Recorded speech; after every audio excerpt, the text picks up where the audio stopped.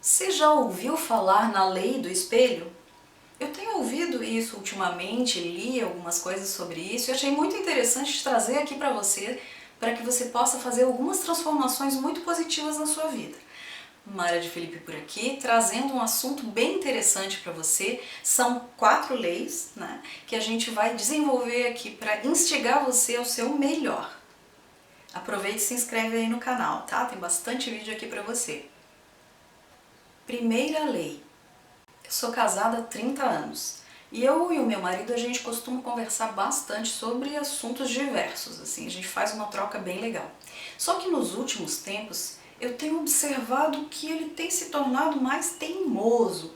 Então eu estava lá escutando ele e pensei, nossa, não aguento mais isso. Como que essa pessoa, né, que era tão flexível, está se tornando tão teimosa e não aceita, né, não se flexibiliza diante dos meus argumentos e a gente conversa, as conversas estão ficando um pouco tensas.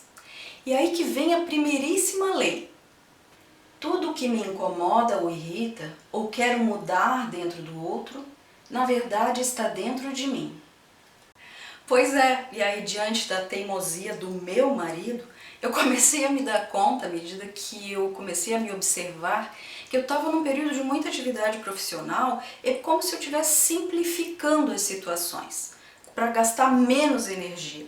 Então eu estava vendo no outro aquilo que eu estava sentindo. Não é? Então estava assim mais rígida nos meus próprios pensamentos e por isso eu estava projetando nele essa coisa da teimosia. Então, como é que você está tratando disso? Está vendo que os outros estão muito errados? Você está querendo mudar o outro? Dá aquela paradinha da conscientização. Perceba como isso está acontecendo na sua própria vida. Às vezes o outro de fato tem defeitos, ou erra, comete erros, logicamente, como todo mundo. O problema daí é o quanto esses erros do outro têm incomodado você.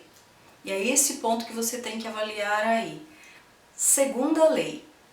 Eu tinha cerca de 13 anos, ali naquela fase, né, de adolescência, que a gente não sabe se é criança ou se é adulto, mas eu queria ser adulta, logicamente. Era imperdoável que alguém achasse que eu não era adulta o suficiente para falar, ou para sentir, ou para pensar qualquer coisa, ou para fazer alguma coisa. Então eu tinha um controle das minhas ações, eu lia bastante para poder falar alguma coisa interessante, né, numa conversa.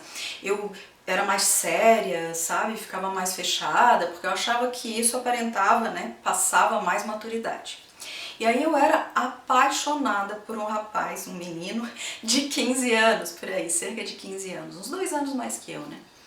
E eu achando que eu estava mostrando, né, que eu não era infantil, que enfim, né, era madura o suficiente, né, para namorar com ele. E aí uma amiga minha foi conversar com ele, falar com ele, né? Antes não tinha WhatsApp, não tinha Facebook, não tinha nada disso, tinha que ser, a gente tinha que ter outras estratégias. Então essa minha amiga foi lá falar com ele e tal, para ver o que ele achava, né? E aí ele disse, para ver se ele namorava comigo. Aí ele disse, ah não, ela é muito criança. Pá! Meu mundo caiu, né? Eu não estava conseguindo convencer o outro, né? Eu digo aquela coisa de que os outros descobriram que eu era uma farsa. E aí que vem a segunda lei. Tudo que o outro critica em mim ou julga, se me incomoda, está reprimido em mim e é necessário trabalhar isso. Pois é, você tem a síndrome do impostor?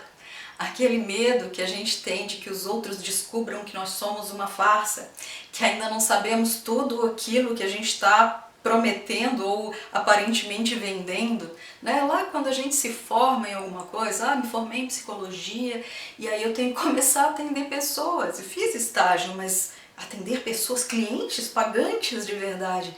E a gente sente, né, como se a gente não fosse capaz, por mais informação que a gente tenha, dá medo sim.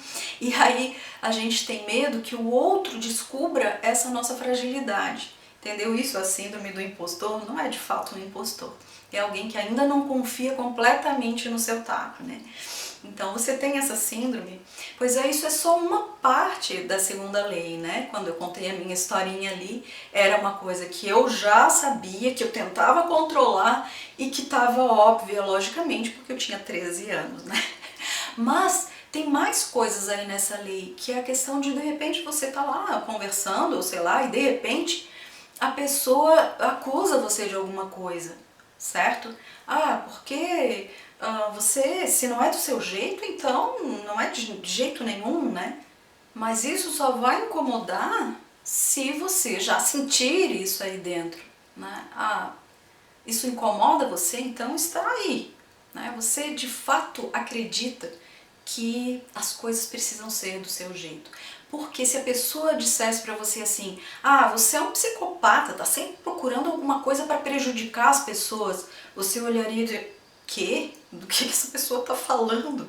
Não é? Então, só aquilo que de alguma forma, as coisas que as pessoas falam só vão irritar, incomodar a gente de alguma forma, se aquilo já estiver dentro da gente. Então isso aí é uma dica impressionante para os seus processos de transformação, porque no momento em que você percebe que está se sentindo incomodado por algo que o outro falou, isso está aí dentro, está na hora de trabalhar.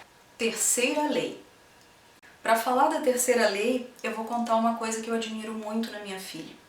Desde muito pequena, ela tinha uma grande capacidade de empatia, ela com os coleguinhas, né?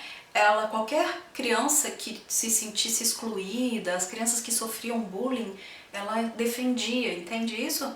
Ela ficava sempre do lado dessas crianças.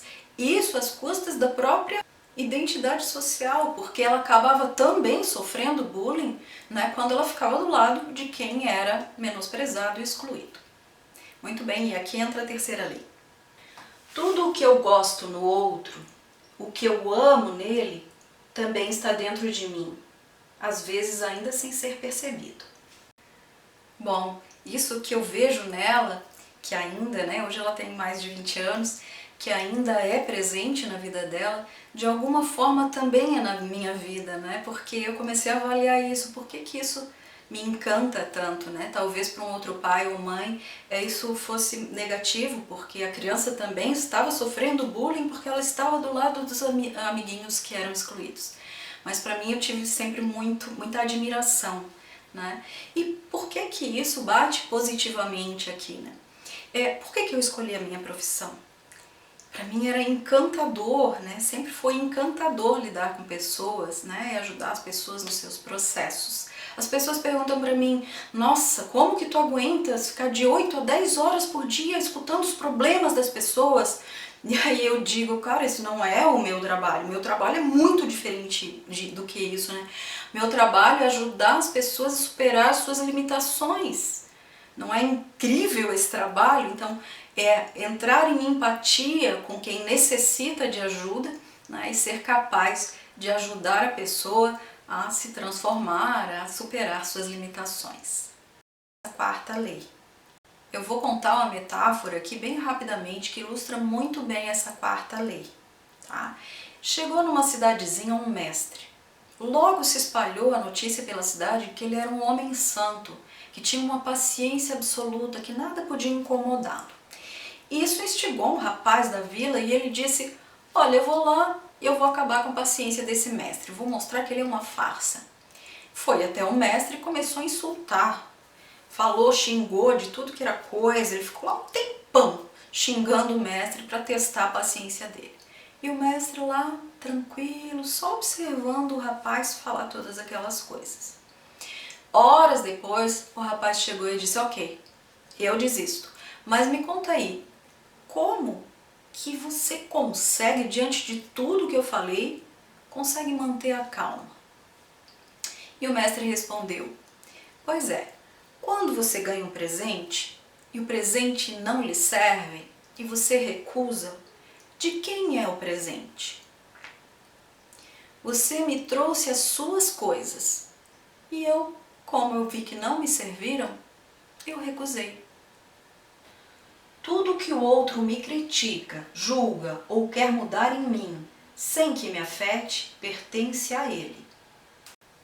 Eu entendo que para a gente ser feliz de verdade, a gente tem que ter a capacidade de separar o que é do outro e o que é seu, né? O que é da gente. Você tem sido julgado? Consegue ver nesse momento a fragilidade do outro? Por que ele está jogando e trazendo isso para você se não lhe serve? Então, como na metáfora, não lhe serviu? Pode recusar. Controle a sua necessidade de jogar de volta a crítica. Né? A gente tem um movimento de autodefesa, alguém critica a gente já parte para nossa defesa, só que a gente tem que fazer essa avaliação de qual é o limite das coisas. O que o outro está jogando para você e que é dele. Não é? Ele está te oferecendo um presente, você vai levar? Muito bem, olha só, se inscreve aí no canal, tá? Dê um curtir nesse vídeo e clica lá no sininho. A gente se vê no próximo vídeo, um grande abraço.